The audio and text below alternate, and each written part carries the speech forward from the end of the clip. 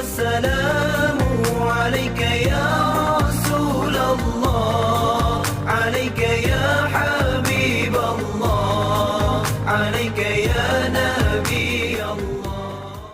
بسم الله الرحمن الرحيم. السلام عليكم ورحمة الله وبركاته.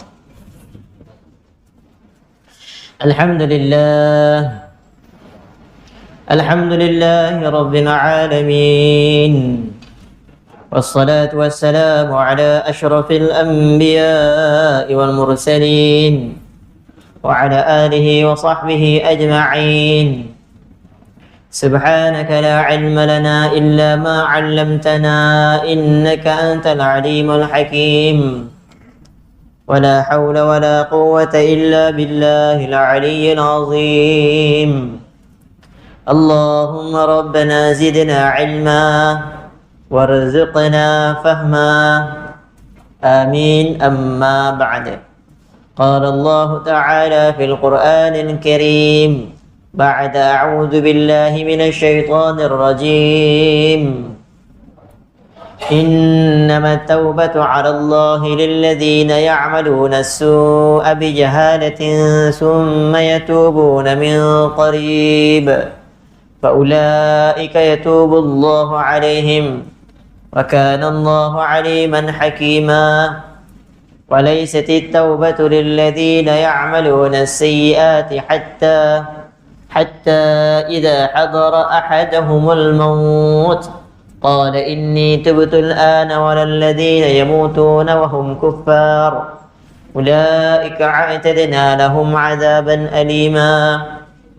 وقال النبي صلى الله عليه وسلم: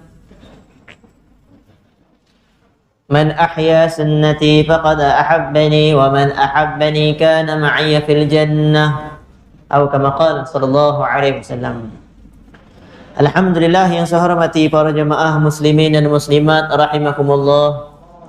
Moga-moga para jemaah semua sihat wal afiat. Alhamdulillah, marilah kita semua yang hadir bersyukur kepada Allah Subhanahu wa taala kerana dengan pilihan daripada Allah kita dapat lagi berjemaah berada di rumah Allah. Moga-moga kita dikurniakan ganjaran pahala yang tidak terhingga di sisi Allah sebagaimana hadis-hadis Nabi, dan moga-moga juga Allah Subhanahu wa taala menjadikan pengakhiran kita adalah orang yang taat kepadanya. Amin ya rabbal alamin. Para jemaah yang saya hormati, dalam surah An-Nisa ayat 17 Allah Subhanahu wa taala berfirman: Innamat taubatu 'ala Allahi lilladhina ya'maluna as-su'a bijahalatin thumma yatubuna min qarib. Firman Allah dalam ayat ini ialah Allah nak beritahu kita bahawa sesungguhnya taubat yang diterima oleh Allah Subhanahu wa taala ialah orang yang melakukan satu dosa bijahalah, dengan keadaan jahil, dia tak sedar dia buat dosa. Kemudian thumma yatubuna min qarib, dia terus bertaubat sesudah dia buat dosa. Bukan tempoh masa lama baru nak bertaubat. Bukan begitu. Kaedah taubat yang Allah nak terima ialah orang yang buat dosa kemudian dia bertaubat. Bukan dah bertahun-tahun buat dosa, dia teringat tu sedar nak bertaubat, jagilah, nantilah, tunggu tualah. Dia macam tu. Tangguh-tangguh taubat itu, taubatnya tidak diterima oleh Allah. Kemudian Allah sebut apa? Faulaika yatubullahu alaihim. Mereka itulah taubatnya yang Allah Subhanahu wa taala terima. Kemudian Allah sambung dalam ayat 18. Walaisatit taubatu lilladzina ya'maluna sayyi'at. Bukanlah taubat itu. Ini taubat itu tidak akan diterima bagi mereka yang buat banyak dosa. Tadi satu dosa. Yang orang yang tidak diterima taubat, dia buat banyak dosa. Sayyi'at jamak, plural. Banyak dosa. Kemudian dia punya banyak dosa, dah lah banyak dosa tapi tak bertaubat-taubat juga. Dia tak taubat tapi dia tahu buat. Tahu buat je, taubat tak buat. Kemudian Dia tak bertaubat tu bila? Hatta idza hadara ahadahumul maut. Sehingga ajal kematian dia hampir datang kepada dia. Dah sakit nak meninggal dunia. Kemudian dia kata apa? Qala inni tubtul an. Sekarang aku bertaubat. Sekarang aku bertaubat. Dia kata masa dia nak mati tu, aku nak bertaubat ya Allah. Tapi nak mati dah. Saya dah beritahu tadi ayat 18 beritahu taubat dia tidak diterima oleh Allah. Jadi oleh itu, kemudian Allah beritahu lagi walal ladzina yamutuna wa hum kuffar. Dia tidak mati dalam keadaan yang beriman sebenarnya. Orang ini Allah sediakan azab yang pedih. Dahlah taubat tidak diterima, kemudian mati je terus kena azab. Cuma saya dah beritahu banyak kali. Bila berlaku kematian seseorang yang berdosa, tidak semestinya Allah akan balas semasa dia hidup kat dunia. Jenazah tak settle lagi, tiba-tiba jadi benda pelik ke, mana tahu mayat dia jadi hitam ke, keluar ulat ke, jadi merah kembung ke, tak. Bukan begitu kaedah yang Allah akan buat. Yang dua perkara saja, dua sebab saja yang dosa Allah akan balas di kat dunia. Dua dosa. Itu ada hadis. Yang pertama dosa memberontak, al-baghi. Dosa memberontak, dosa yang dibuat secara terang-terangan secara umum, yang mana dia melibatkan mudarat pada orang lain. Yang kedua dosa apa? Qati'atur rahim, memutuskan silaturahim. Tu. Anak beranak putus hubungan, mak ayah putus hubungan dengan anak, anak putus dengan mak bapak, ataupun dengan adik-beradik, dengan kerabat, dengan nenek sebagainya. Putus silaturahim, dosanya akan balas sebelum mati. Bahkan boleh jadi belum mati lagi, bahkan sebelum jenazahnya masuk kubur pun ada sebagainya Allah dah tunjuk kat dunia. Maksudnya contoh mak, anak dah haka kat mak belum mati, anak tu dah Allah dah tunjuk dah siksaannya Allah akan bagi. Yang tu memang ada. Tetapi selain daripada itu, satu orang yang buat dosa, misalnya dosa yang orang tak rasa dosa, ialah dosa mengumpat. Kan? Ada tak orang yang mengumpat dia rasa dia tengah buat dosa? Tak ada. Bahkan makin sedap mengumpat tu kalau dia tambah lagi Ajinomoto. Ajinomoto yang pack besar tu, bukan yang kecil yang. Makin sedap sembang, makin sedap sembang. Takkan orang sedar dia tengah buat dosa. Ni ayat ni kata taubat dia tidak akan terima, sedar buat dosa. Bahkan dia takkan rasa bertaubat punya. Tiba-tiba baru nak terfikir bertaubat. Na'udzubillah min zalik, takut dia taubat dia Allah tidak diterima. Jadi oleh itu para jemaah yang hormati, taubat perlu bertaubat. Andai katalah tiba-tiba ada orang bertanya, Ustaz, saya dulu punya dosa lama macam mana? Sekarang ni dah mula insaf, mula nak masuk masjid, kaki selalulah ulang alik ke masjid, saya punya dosa-dosa dulu macam mana? Contoh tinggal solat. Jawapannya taubat juga. Buatlah solat taubat. Solat taubat itu sebagai satu tangga untuk kita dapat pengampunan Allah sebenarnya. Tetapi bukan makna bila kita dah solat taubat, tinggal solat tu tak payah solat. Bukan. Tinggal solat yang dulu dikira hutang. Hutang wajib bayar ke tidak? Wajib. Hutang dengan manusia pun wajib bayar, lagilah hutang dengan Allah. Maka kita faham, kaedah tinggal solat wajib bayar. Wajib ganti. Tetapi khawatir tak sempat habis solat, qada, maka sebab itulah dia kena buat solat taubat. Buat solat taubat. Moga-moga Allah pandang yang solat taubat itu. Tak apa, dia ada usaha untuk bersihkan dirinya daripada dosa, tinggal solat dulu. Dia dah bertaubat, aku akan terima solatnya. Moga-moga begitu. Maka sebab tu, jawapan dia apa dosa zaman dulu, zaman silam? Taubat jangan tinggalkan. Buatlah. Khususnya kalau kita bangun malam, qiyamul lail. Solat tahajud, 2 rakaat, benar solat taubat. Bahkan kalau orang tak solat tahajud, dia terus buat solat taubat pun boleh. Jangan kita jadi isu pula, solat malam ni nak kena solat apa? Tahajud dulu ke, taubat dulu ke, hajat dulu ke? Ikut sukalah apa pun nak buat. Bahkan kalau malam tu dia buat solat taubat je, dia tak buat solat lain. Solat taubat itu juga dikira sebagai solat tahajud. Solat taubat itu juga dikira sebagai solat tahajud. Sebab tahajud tu maksudnya bangun malam dan hidupkan malam itu dengan beribadat. Itu pun tahajud. Boleh juga dikhususkan dengan niat tahajud pun boleh. Ataupun apa saja solat malam juga dikira tahajud. Jadi saya nak selitkan, Kalau orang tu bangun malam, solat taubat itu patut diutamakan. Sebab kita semua insan yang berdosa. Maka moga-moga taubat pada salah satu malam tersebut Allah terima, maka bersihlah dia sebelum mati. Dan ada satu hadis lagi, kadang-kadang Allah bersihkan diri kita daripada dosa bukan dengan sebab taubat. Taubat kena buat tapi Allah ganti dengan nak bersihkan diri daripada dosa, Allah hantar ujian berat. Allah bagi dia sakit, Allah bagi dia ada je masalah, Allah bagi dia, contoh dia berniaga tak menjadi-jadi. Dia jangan anggap tu sebagai apa ni, Allah ni seksa aku. Dia kena ingat dia ada tak buat dosa. Kalau contoh satu orang ni dia asyik keliling orang, dia rasa macam berat je bebanan dengan jiran, dengan keluarga dia. Kenapa semua orang buat aku macam ni? Ingat balik, ada buat dosa tangan Allah? Ada. Sebab itulah Allah balas. Jadi jangan marah. Jangan marah orang tu kenapa orang tu buat macam tu. Ingat balik diri dengan Allah macam mana. Aku ada buat dosa rupanya. Patut Allah hantar orang macam tu.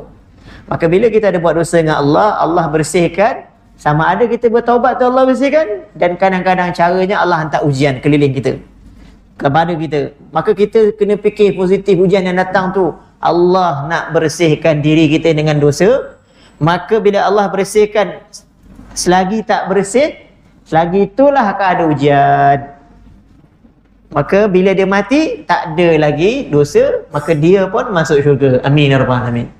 Moga-moga semua kehidupan kita begitulah, insya-Allah. Amin. Para jemaah yang saya hormati, masuk pada kitab Ar-Rahiqul Makhtum, iaitu kitab sirah Nabi SAW, iaitu kisahnya telah sampai kepada cerita yang Nabi pergi ke kota Taif berdakwah kepada Bani Saqif. Panjang cerita tu di situ. Saya ringkas sikit je. Nabi pergi dakwah dekat Bani Saqif pada bulan Syawal tahun 10 kenabian. Tahun 10 kenabian, yakni 4 tahun ataupun 3 tahun lebih sebelum Nabi berhijrah ke Madinah. Nabi telah pergi ke kota Taif, dakwah orang sana, tapi orang sana tak nak terima Nabi. Maka apa jadi? Orang-orang sana baling batu kepada Nabi. Yang baling batu tu anak-anak muda nakal lah. Baling batu riwayat kata lebih kurang hampir 3 batu. 3 batu. 3 batu lebih kurang 5 km lah anggaran saya. Saya tak tahu kiraan tepat sebab batu ni saya tak kerti guna. Tuan-tuan haji orang lama-lama mungkin biasa guna batu. Berapa jauh? 1 batu je. Saya pun tak tahu 1 batu banyak mana. Kalau kira kilometer tahulah. Berapa jauh? 2 km je, 2 kilo tahulah. Orang lama dah guna batu. Jadi bila saya sebut 3 batu, mungkin ada orang terus boleh tambah. Jauhnya kena baling batu. Kena baling batu sejauh 3 batu. Fikir begitu. Maknanya anak muda tu kejar Nabi. Bukanlah anak muda tu ramai, bukan. Nabi jalan demi kejar sampailah Nabi masuk kepada satu kebun. Kebun itu milik orang Bani Saqif juga, tapi kebunnya di luar. Maka di kebun itu Nabi masuk dalam kebun, barulah anak muda tadi tak kejar. Mereka pun balik. Sebab dah masuk kebun orang, tak berani nak masuk. Pemilik kebun pun ada ketika itu. Jadi pemilik kebun kesian tengok Nabi dibuat begitu, maka dia pun, masa itu Nabi bersandar di satu pohon pokok menghadap ke pagar. Ke pagar kebun. Pokok tu kena darah Nabi. Dan Nabi pergi berdua. Zaid bin Harisah bersama dengan Nabi. Zaid bin Harisah pun teruk kena batu sampai kepala dia pun berdarah. Jadi Nabi duduk di kebun tersebut. Datanglah pemilik kebun, hantar dia punya khadam, pergi bagi buah anggur kepada Nabi. Nabi makan. Nabi baca bismillah, Nabi makan. Bila khadam tu dengar Nabi baca bismillah, dia kata ni tak pernah ada orang ucap sebegini di mana-mana tempat yang aku tinggal. Tak ada, tak pernah dengar. Ini mesti bukan biasa-biasanya orang ni. Maka Nabi pun beritahulah, aku adalah Nabi, utusan Allah. Iaitu lelaki itu dia beragama Nasrani, Kristian. Sebelum agama Nasrani tidak ada agama Islam, tidak ada agama yang ajaran Nabi sallallahu alaihi wasallam, tak ada lagi. Rasanya saya pernah sebut kot. Sebelum ajaran Nabi SAW datang, maka yang dikira beriman ialah ahli kitab. Yang ni orang yang berpegang dengan ajaran kitab Taurat dan kitab Injil. Itu dipanggil ahli kitab. Tapi Yahudi, Yahudi ni pun kita jangan salah faham Yahudi memang berasal daripada Bani Israel, tapi dia bukan Israel. Israel sekarang tu memang dia claim dia tu negara dia. Israel tu Israel, nama Nabi Yaqub alaihi salam. Maka Yahudi bijak pandai, dia letak nama negara dia Israel. Bila ada orang doa keburukan kepada Israel, dia setelah doa keburukan kepada Nabi Yaqub. Bila doa keburukan kepada Nabi Yaqub, akan patah balik kena kat dia. Doa untuk Nabi mana boleh? Maka oleh itu ni otak Yahudi. Jadi nak doa apa dia? Doa terus direct sebut Yahudi. Semoga Allah binasa Yahudi. Boleh, tak ada masalah. Jadi zaman itu Yahudi dah pernah bunuh orang dah sebelum datang Nabi SAW zaman tu. Tahun 523 Masihi, bulan Oktober. Raja yang bernama Yusuf Zunuwas, orang Yaman. Dia mula sebarkan agama Yahudi di Yaman. Kemudian dia merebak ke Najran. Najran ni sepadan Yaman, sebelah Yaman je. Tapi orang Najran beragama Nasrani. Maka orang Najran semua tolak ajaran Yahudi. Kami tak nak agama Yahudi, kami nak beramal dengan Nasrani je. Maka apa yang terjadi? Yusuf Zunuwas ni telah membuat parit yang besar, parit yang panjang, dan dinyalakan api di dalamnya. Api menyala-nyala, maka disuruh semua orang Najran ketika itu terjun masuk dalam parit itu. Maka masuklah seorang demi seorang, masuk seorang demi seorang. Ketika itu Nasrani yang ketika itu dikira beriman kepada Allah. Mereka dikira beriman. Maka dari situ juga ada satu peristiwa, satu orang perempuan, ibu, sedang dukung bayi anak dia. Dia teragak-agak nak masuk dalam api itu. Nak masuk tak nak masuk, nak masuk tak nak masuk. Kesian anak ni, baby. Maka dengan kuasa Allah, bayi itu bercakap. Bayi itu cakap pada mak dia, mak, bukankah kita berada di agama yang benar? Maka mak dia kata, ya. Terjun je mak. Maka mak pun terjun dengan bayi tadi dalam api. Cerita itu dirakamkan oleh Allah dalam Quran, surah Al-Buruj. Qutila ashabul ukhdud an-nari dhatil waqud idhum 'alaiha qu'ud wa hum 'ala ma yaf'aluna bil mu'minina syuhud. Allah sebut dalam Quran, telah dibunuh ashabul ukhdud, yakni orang-orang yang masuk dalam parit yang menyala apinya, yang ke mana ketika itu semua mereka mengelilingi, duduk keliling api, dan orang yang membunuh mereka menyaksikan apa yang mereka lakukan terhadap orang beriman, yakni terhadap orang Najran yang beragama Nasrani. Ketika itu Nasrani dikira beriman. Maka Yahudi dah bunuh ketika itu. Ada riwayat beritahu hampir 40,000 orang dibunuh. Sekarang ni orang Palestin baru mati berapa? Hampir 10,000 lah, lebih kurang 10,000. Ada lagi 30,000. Dan orang Yahudi tidak akan puas membunuh. Bahkan mereka tak rasa apa dengan bunuh orang. Sebab dulu lagi dah pernah bunuh. Mereka setakat bunuh Nabi pun boleh, apatah lagi orang awam biasa. Nabi-Nabi, banyak Nabi dibunuh oleh mereka. Maka jangan pelik kenapa Yahudi ni tak ada perasaan. Sebab mereka rasa diri mereka, bangsa mereka yang paling mulia dalam muka bumi ni. Orang lain semua hina bawah tapak kaki mereka. Jangan percaya kalau kita buat baik dengan mereka, tiba-tiba mereka baik dengan kita. Sebab di sebalik ni ada kerang. Tukar. Ada niat buruk mereka. Ada benda propaganda mereka. Janganlah percaya. Itu Yahudi daripada dulu sampai sekarang. Jadi balik kepada cerita ni, si agama Nasrani ni, dia ni agama Nasrani sebelum ada agama Islam. Khaddam yang beragama Nasrani pun cakap, tak ada lagi orang pernah sebut kalimah ini, Bismillah ni tak ada orang sebut. Engkau lah orang pertama yang aku dengar selama aku hidup kat sini. Maka Nabi pun tahu. Nabi pun tanya dia, engkau daripada tempat mana? Maka dia kata, aku daripada kampung Ninawa. Kampung Ninawa.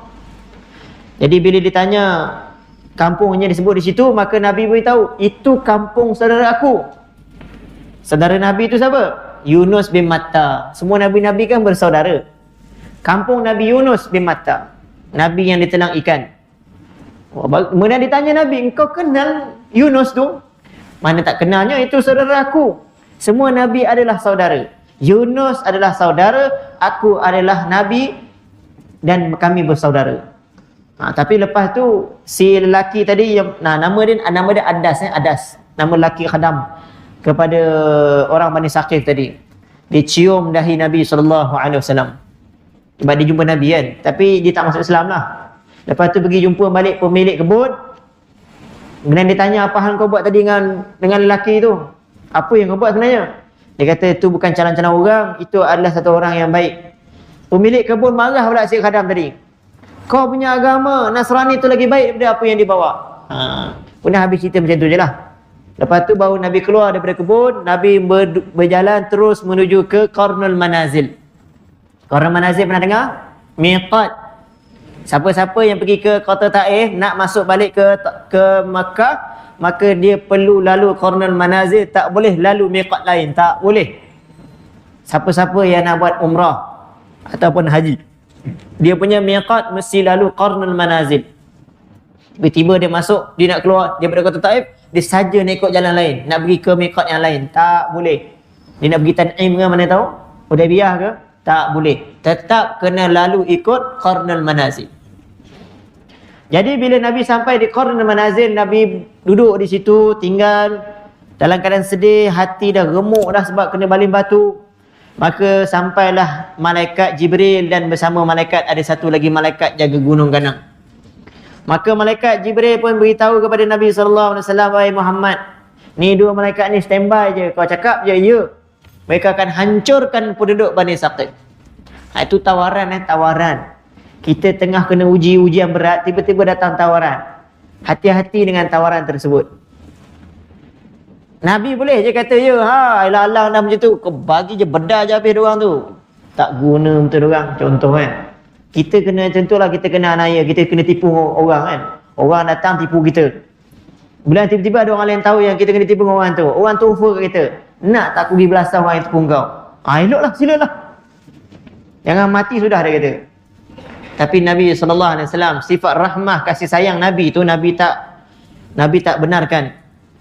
Bahkan Nabi kata, semoga Allah keluarkan daripada tulang sulbi mereka orang yang sembah Allah tidak mensyirikkan Allah. Makbul doa Nabi ni, makbul. Satu hari selepas Nabi dah berhijrah ke Madinah, ni tahun ke-10 kenabian. Tahun ke-14 kenabian Nabi masuk ke Madinah. Selepas Nabi tinggal di Madinah, Nabi dapat tawan kota Taif itu. Maka ramai ketika itu orang Bani Saqif masuk Islam. Bahkan ramai-ramai orang Bani Saqif itu ada yang hebat-hebat orangnya, jadi soleh, sahabat Nabi SAW. Maka kalaulah Allah hancurkan kota Taif itu, tak adalah sahabat yang daripada Bani Saqif. Begitulah hati Nabi SAW. Moga-moga kita jadilah seperti hati Nabi. Kalaulah kita terseksa berat sekalipun ujian datang kepada kita, kita masih boleh berfikiran waras, masih lagi boleh doa kebaikan. Doa kebaikan, bukan doa keburukan. Tapi Yahudi itu memang kita boleh doa keburukan. Itu memang ada dalil. Nanti kalau orang tanya, "Ustaz, habis doa keburukan Yahudi bukan zalim ke?" Tak zalim. Sebab ada dalil. Nabi pernah baca doa kunut selama sebulan ke atas mereka yang bunuh sahabat-sahabat di kalangan hafiz Al-Quran. Mati sahabat kena bunuh, Nabi baca doa kunut sebulan. Jadi boleh, tak ada masalah. Kita doakan kebinasaan kepada Yahudi. Kemudian sambung cerita terusnya.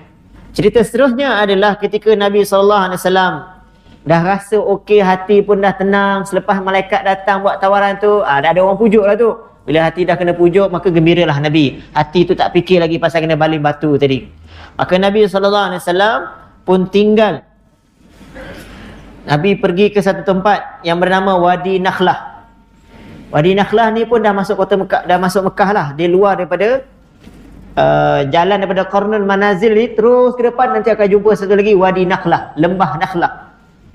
Di situ Nabi tinggal beberapa hari dan di situ ada tempat yang subur, ada air, ada tumbuhan, tempat tanaman di situ menjadilah. Jadi Nabi duduk di situ tinggal beberapa hari, kemudian barulah Nabi bertolak ke Mekah, betul-betul masuk Mekah. Cuma masa Nabi tinggal di Wadi Nakhlah, ada satu cerita yang lain berkaitan tentang Allah mengutuskan, memerintahkan jin-jin datang ke sana. Jin-jin datang ke tempat Nabi SAW tinggal tadi, Wadi Nakhlah tadi. Tapi Nabi tak sedar yang jin tu datang. Jin tu datang bukan saja-saja datang, Allah yang suruh mereka datang. Di sana jin buat apa? Mereka dengar Nabi baca Quran. Maka ada ayat yang Nabi baca, mereka dengar, mereka faham, mereka balik cerita pada kampung mereka, kepada bangsa jin. Antara yang ada dalam Quran yang ada cerita pasal jin ialah surah Al-Ahqaf. Saya baca ayatnya. Dalam surah Al-Ahqaf ayat 39 hingga ayat 29 hingga ayat 31. Allah Subhanahu wa taala berfirman, "Wa is-sarafna ilayka nafaran minal jinni yastami'una al-Qur'an, falamma hadaruhu qalu ansitu." Ketika mana kami hadapkan kepada engkau Muhammad segolongan daripada jin mendengar, beri tumpuan kepada Al-Quran yang kau baca, maka tak kala mereka sampai kepada engkau, mereka berkata, ansitu, diamlah kamu. Kamu tu siapa? Kawan jin tadi. Jin datang ramai-ramai, bila sampai kat dekat Nabi, Nabi dengar baca Quran, yang ada ketua jin tu beritahu pada yang lain, diam-diam ni dengar baca Quran. Di sini saya nak kaitkan ada satu perkara lagi. Bila baca Quran, Quran dibacakan wajib diam, tak boleh bersembang. Sebab tu saya cukup tak setuju kedai-kedai yang pasang ayat Quran dibacakan. Saya tak setuju, pendirian saya tak setuju. Sebab apa? Quran bila dibaca kena dengar. Macam mana kita nak sembang? Kita bersembang, Quran baca, kita berdosa. Habis dia kata, ustaz saya nak buat ayat pendinding. Ayat pendinding bukan suruh bagi baca orang dengar. Baca sendiri je lah. Baca senyap-senyap je. Bukan mesti baca, kena baca kuat-kuat bagi orang dengar. Bila dia pasang ayat Quran dia kuat, maka apa yang terjadi? So, orang yang bersembang ketika Quran dipasang, hukumnya berdosa. Hukumnya berdosa. Habis tu nak buat apa? Diam. Ni jin datang ni, jin datang. Dengar Nabi baca pun dia suruh diam. Ni kita ni hebat sangat ke? Sampai boleh bersembang ketika ayat Quran dibacakan. Maka sebab ayat Quran yang lain dalam surah Al-A'raf, Allah Subhanahu wa taala berfirman, "Wa idza quri'al Qur'an fastami'u lahu wa ansitu." Kata Allah, bila Quran dibacakan, maka hendaklah kamu beri tumpuan kepada ayat Quran tersebut dan diam. Maka sebab tu bila Quran dibaca jangan bersembang. Siapa bersembang berdosa. Contoh, dia buat pertandingan tilawah Al-Quran. Kan orang sosai-sosai sembang kan. Waktu Qori tengah baca tarik lain macam kan. Orang bersembang belakang, mereka bersembang tu sedang berdosa sebenarnya. Sebab Quran baca memang kena dengar. Kena dengar, diam je sampai habis. Tapi kalau nasyid ke, orang kata apa, lagu-lagu yang Islamik, tu tak apa. Nak sembang-sembang lah. Sebab dia bukan Quran. Hadis kalau dibaca, tak ada masalah lagi. Sebab tak ada arahan, suruh diam ketika haji dibaca. Tapi eloklah diam dengar hadis. Tapi Quran sangat berat. Sebab tu dalam mazhab Imam Abu Hanifah rahmatullahi alaih, bagi mereka, bila imam dah baca, apa-apa saja bacaan, makmum tak boleh baca apa-apa dah kat belakang. Sebab berdasarkan ayat tadi. Sebab tu lagi mazhab Imam Abu Hanifah, tidak ada makmum baca apa-apa pun di belakang imam ketika imam sedang baca. Imam tengah baca Fatihah, tak boleh baca apa-apa. Diam dengar. Ni mazhab Abu Hanifah yang saya cerita. Bagi mazhab Imam Syafi'i tidak. Bagi mazhab Imam Syafi'i, surah Fatihah wajib dibaca. Maka sebab tu bila imam baca Fatihah, amin, makmum kena amin. Lepas imam amin, imam perlu beri ruang kepada makmum untuk baca Fatihah. Imam perlu beri ruang kepada makmum baca Fatihah. Ni saya sebut jelas-jelas ni. Dan ketika itulah makmum kena baca Fatihah. Baca Bismillahirrahmanirrahim. Cuma tidaklah, janganlah lambat sangat. Jangan baca macam imam pula baca kat belakang. Sederhana je lah. Mana ada kelajuan dia sikit, kemudian dah habis, kemudian imam baca surah. Ini adalah tata cara yang betul dalam mazhab Imam Syafi'i. Supaya apa? Supaya makmum tak baca Fatihah ketika imam baca surah. Barulah dia tak langgar surah Al-A'raf tadi. Quran dibaca, dia diam, dia dengar. Moga-moga Allah beri taufik kita dapat amal. Jadi sebab tu, imam yang berilmu, bila dia baca Fatihah, amin, dia akan diam sebentar. Cuma akan timbul persoalan. Ketika makmum sedang baca Fatihah, imam buat apa ketika itu? Maka imam diberi banyak pilihan. Kalau Imam Nawawi dia banyak sebut. Antaranya dia boleh baca Quran, dia boleh berzikir, dia boleh bacalah apa-apa ayat yang lain, selawat ke boleh. Kemudian dia dah agak-agak, baru dia baca surah. Jadi oleh itu para jemaah yang saya hormati, dalam bab, tapi kalau saya kalau saya diam, saya baca surah, saya baca ayat Quran ya. Sebagai contoh, ayat Quran sejak lagi saya nak baca, saya akan baca dulu. Saya baca dulu beberapa perenggan, kemudian saya akan ulang balik ayat tu untuk baca secara kuat. Itu yang amalan saya lah. Supaya apa? Masa tengah kosong tu, imam ada juga kerja dibuat, bukan duduk diam saja. Diam, tak tahu buat apa kan. Tak, ada kerja dia. Kerja dia ikutlah apa yang boleh buat. Jadi oleh itu para jemaah yang saya hormati, balik cerita jin tadi. Jin datang pesan kat kawan-kawan dia, suruh diam, dengar ni Muhammad baca Quran. Falamma qudiya wallau ila qaumihim munzirin. Bila selesai Nabi baca Quran, maka semua jin tadi pakat-pakat balik pergi jumpa kaum mereka yang tak datang, beri peringatan apa yang didengar masa Nabi baca. Maka masa ayat 30, qalu ya qaumana inna sami'na, wahai kaum kami dengar tadi satu kitab telah diturunkan, kitaban unzila min ba'di Musa, kitab yang diturunkan selepas Nabi Musa, iaitu kitab apa? Kitab Al-Quran, ya, bukan kitab Injil, kitab Al-Quran yang dimasukkan di sini. Musaddiqan lima baina yadayhi, yang membenarkan kitab yang ada pada kamu. Maksudnya apa yang ada kitab-kitab yang lain sebelum ni, kitab Quran datang membenarkan kitab Taurat dan Injil. Sebab apa yang ada kitab Taurat ada juga dalam Al-Quran. Cuma yang ada pada orang Yahudi ditukar belit. Taurat bukan hanya pada Yahudi saja, ya. Sebab kena tahu, Nabi Musa bukan dihantar untuk Yahudi. Nabi Musa dihantar untuk Bani Israel. Kita dengar azan dulu.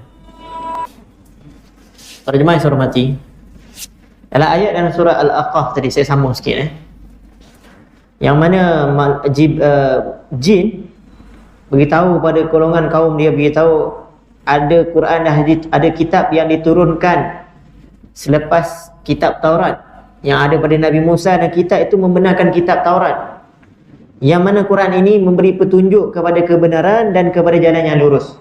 Ini jin berdakwah kepada kaum dia.